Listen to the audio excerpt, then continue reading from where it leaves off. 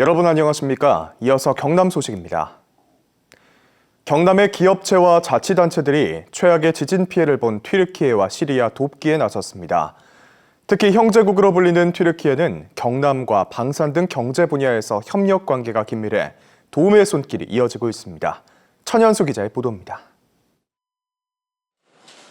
한 방위 산업체의 점심시간. 식사를 마친 노동자와 임직원들이 모금함 앞에 멈춰 온정을 모읍니다. 지진 긴급 구호를 지원하기 위한 모금에는 회사와 노동조합이 뜻을 모았습니다. 이 회사는 지진 발생 직후 방한복 700벌과 담요 2,000장을 현지에 긴급 지원하기도 했습니다. 추위에 떨고 있고 이런데 잠도 제대로 못 잔다고 하는데 추위나 걱정 없이 그런 데 잘 쓰여졌으면 하는 바람입니다. 진주시에서는 두꺼운 옷과 가스 난로, 침낭 등 현지 추위를 견딜 수 있는 물품 모으기 운동이 시작됐습니다. 새마을 지도자 단체 등을 주축으로 구호 물품을 모아 전달할 계획입니다. 창원시는 튀르키예 지원에 10만 달러, 우리 돈 1억 2천만 원을 긴급 편성해 전달했습니다. 또 일주일 동안 직원 성금 모금도 할 예정입니다. 우리 창원 기업들이 또 방산을 중심으로 해서 많은 교류를 하고 있는 나라이기 때문에 저희 창원시도 일부나마 미력이나마 좀 기여하고자 이번에 동참하게 되었습니다. 대한적십자사 경남지사는 경남의 구호 물자 모집을 주도해 튀르키예 지진 난민들에게 최대한 빨리 전달할 계획입니다. 그러니까 저희들이 국제적십자사에 모두 모여서 튀르키예 적십자사로 같이 의논이 돼서 전달이 되고 있습니다. 경남과 튀르키예 교역 규모는 지난해 기준 4억 달러 이상, 자주포와 전차 부품 등 방위 산업 분야에 이어 원자력 분야 발주도 예상됩니다.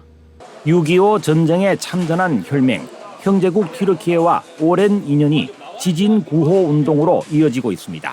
KBS 뉴스 천연수입니다.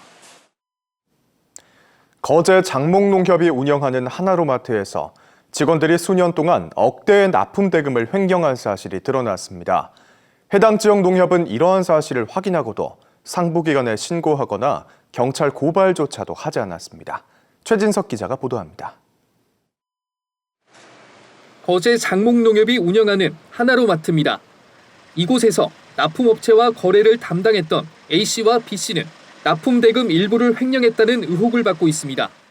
판매할 야채나 과일 등 농산물 구입 가격을 원래보다 비싸게 책정해 농협이 업체에 대금을 지급한 뒤 부풀려진 금액을 지인의 계좌로 돌려받는 방식이었습니다. 2021년 5월부터 15개월 동안 두 직원이 횡령한 금액은 농협 측이 확인한 것만 1억 3천여만 원. 부풀려진 금액만큼 마트 고객들은 농산물을 비싸게 사야 했습니다. 납품업체를 선정할 수 있는 우월적 지위를 이용한 겁니다. 배당업체와의 거래를 단절하겠다. 이러한 협박 아닌 협박이 이루어질 시에는 어쩔 수 없이 농협이 요구하는 조건에 대해서는 다 맞춰야 되는 실정이고. 문제는 횡령 사실이 불거진 이후입니다. 지난해 9월 비리에 가담한 한 직원의 신고로 이 같은 사실을 확인한 농협 측은 이후 농협 검사국에 보고하지 않았고 경찰 고발도 하지 않았습니다. 자체 조사를 거쳐 문제의 직원들에게 횡령한 돈 일부를 변상하도록 했고 내부 징계 조치도 없었습니다. 이 가운데 30여 년을 일한 직원은 횡령 사실이 적발된 뒤 명예퇴직했고 1억 원이 넘는 퇴직금까지 받아갔습니다. 다 고향 사람들이거든요. 거기에 대해 어떻게 얼굴을 들고 다니겠습니까? 경찰 조사를 하고 횡령 조사를 하게 되면 상당히 곤란한 지경이 있을 것 같아가지고. 해당 지역 농협에서는 최근 4년 동안 또 다른 직원들의 횡령 의혹이 불거졌고 현 조합장은 업무상 배임 혐의로 경찰에 고발됐습니다. 농협 중앙에는 직원 횡령 사건에 대한 KBS의 취재가 시작되자 거제 장목농협에 대한 감사에 들어갔습니다. KBS 뉴스 최진석입니다. 조합 직원의 비리나 조합의 방만한 경영은 결국 지역 주민들의 피해로 이어질 수 있습니다. KBS는 수년 전 불거졌던 거제 수협의 부당 대출 과정을 다시 한번 짚어봤는데요. 수협 측이 과거 부실 채권을 회수하면서 채권자에게 이자 수십억 원을 감면해준 사실이 드러나 논란이 일고 있습니다. 보도에 손원혁 기자입니다. 실제 운영자가 거제 수협 조합장의 동생인 것으로 드러났습니다. 수협중앙회는 조합장과 관계자들의 징계를 요구했습니다. 거제의 한 주택사업단지. 거제 수협은 당시 조합장의 동생이 운영하던 업체들의 동일인 대출 한도를 초과한 98억 원을 대출해줘 쪼개기 대출 논란이 일었습니다. 부실 채권으로 남았던 대출금 98억 원은 어떻게 됐을까? 1년 전 거제 수협은 해당 사업자가 땅과 사업권을 매각하면서 대출금 100억 원을 회수했습니다. 부실 대출이 일어난 지 6년 만입니다. 하지만 연체 이자는 23억 원을 감면해 다 받지 못했습니다. 거제 수협은 원금이라도 돌려받기 위해 이자 감면 없이는 매각 자체가 성사될 수 없다는 사업자의 요구를 받아들일 수밖에 없었다고 밝혔습니다. KBS 취재 결과 대출을 받은 사업자가 토지와 사업권을 매각하면서 받기로 한 금액은 250억 원 수준. 해당 사업자는 매각 대금을 일시에 다 받을 수 없는 상황이었다고 해명했습니다. 땅값을 다 안 받은 상황이고 땅값이 정리가 안 된 상황이기 때문에 이게 그 자체를 이게 거제 수협이라든지 이런 데는 이야기할 필요가 없죠. 거기는. 매각이 정상 진행된다면 사업자는 매각을 통해 채무를 모두 정리하고도 수십억 원이 남게 되는 상황. 거제 수협은 받지 못한 이자를 장기 연체 채권인 특수채권으로 남겨두는 방법도 있었습니다.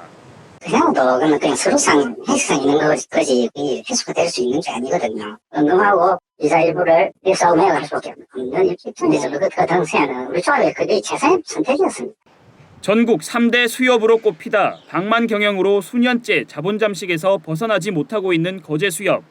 거제 수협은 현재 재무구조 개선을 위해 조합원들에게 50만 원 추가 출자를 요청하고 있습니다. KBS 뉴스 손원혁입니다. 오늘 출근길은 하늘빛이 우중충한 가운데 대부분 지역에서 예년 수준의 겨울 날씨가 나타나고 있습니다. 어제만큼 쌀쌀하다고 생각해 주시면 되겠고요. 동풍의 영향으로 낮 기온은 평년보다 3도가량 낮겠습니다. 모레 아침까지도 이맘때 정도의 추위를 보이다가 낮부터는 기온이 크게 오르겠는데요. 창원은 낮 최고 기온 13도로 두 자릿수를 기록하겠습니다. 종일 흐리지만 간만에 공기는 쾌청하겠습니다. 미세먼지 농도 좋음 수준을 보이겠는데요. 다만 남해안에 계신 분들은 강한 바람에 주의가 필요하겠습니다. 자세한 지역별 기온 보시면 함안이 0도, 그 밖의 지역은 모두 영상권에서 출발하고 있습니다. 양산과 밀양, 창녕과 의령, 고성이 2도를 나타내고 있고요. 낮 기온은 6에서 7도 선으로 어제보다는 3에서 6도가량 낮겠습니다. 현재 서부 지역은 진주와 합천이 2도, 함양 1도, 거창과 산청은 0도를 나타내고 있습니다. 낮 기온은 하동이 8도, 남해 6도, 사천과 진주, 합천 는 7도로 예상됩니다. 바다 상황은 좋지 않습니다. 전해상에 풍랑특보가 발효 중인 가운데 물결은 최대 3m에서 4m로 거세게 일겠고요. 앞바다로는 높은 너울까지 밀려들겠습니다. 주말 동안 내리는 비가 그친 뒤에는 기온이 급격하게 떨어질 것으로 전망됩니다. 날씨였습니다. 계속해서 다음 소식입니다. 경상남도와 한국전력이 전기요금 인상으로 어려움을 겪는 양식어민을 지원합니다. 두 기관은 37억 원 규모로 양식장에서 전기 사용을 줄일 수 있는 장비 설치비를 한 대당 최대 2억 원까지 지원하며 이를 통해 전기료를 줄인 어민에게 최대 500만 원까지 지원금을 지급합니다. 최근 수산 분야에 쓰는 농사용 전기요금은 전년보다 36% 오른 것으로 집계됐습니다. 경상남도 교육청이 기초학력이 부족한 초등학생과 중학생을 위해 학습 종합 클리닉 센터 심층 진단을 지원합니다. 심층 진단을 통해 기초 학력이 부족한 것으로 판별되면 상담과 학습 전문가를 1대1로 연결하는 맞춤형 지원도 제공합니다. 또 각 학교에 초기 문해력과 수리력 전담 강사를 지난해보다 2배 이상 많은 450여 명 배치하기로 했습니다. 창원지법이 음주운전을 하다 보행자를 들이받아 숨지게 한 혐의로 재판에 넘겨진 30대 남성 A씨에게 징역 8년을 선고했습니다.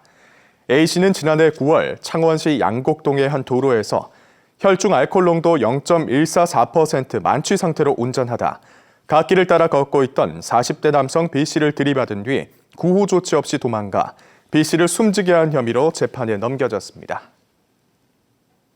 지금까지 경남 소식이었습니다.